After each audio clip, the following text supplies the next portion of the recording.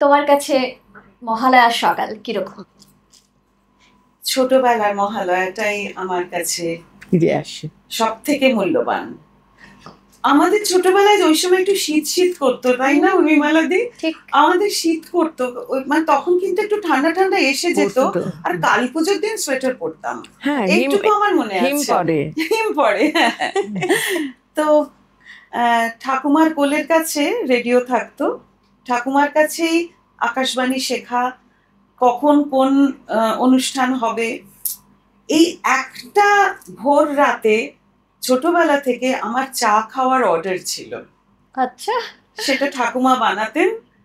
তার সাথে আমার প্রিয় বিস্কিটস, চানাচুর এইসব রাখা হতো, মানে আমাকে জাগিয়ে রাখার জন্য, এখন আচ্ছা। বুঝি। এবং একটু বড় হওয়ার পরে আমার মনে আছে, আমার ভাই বোন ছিল না, যেহেতু নেই, সেই জন্য পাড়ার সব আমার বন্ধুদের মায়েদের বাড়িতে বাড়িতে গিয়ে আমার ঠাকুমা পারমিশন নিতেন যে তারাও যেন আমার সাথে রাত কাটায়, সেই আগের রাতটা, যাতে ভোর থেকে আমরা সব বন্ধুরা মিলে ঠাকুমার হাতের চা আর ওই নানান রকম স্ন্যাক্স খেতে খেতে একসাথে মহালয়া শুনি।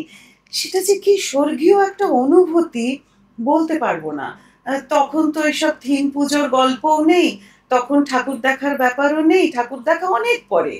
কিন্তু মহালয়ার যে একটা মনের তৃপ্তি, মা দুর্গা আসছেন, মনোজগতে যে ছবিটা এঁকে ফেলেছি, সেইটা তারপরে যখন ছবিতে দেখলাম বা দূরদর্শনে যখন দেখতে পেলাম, একটা চমক ছিল ঠিকই, কিন্তু মনের ভেতরে যে ছবিটা আঁকা ছিল সেটা যেন সব থেকে মূল্যবান বলে আমার মনে হয়।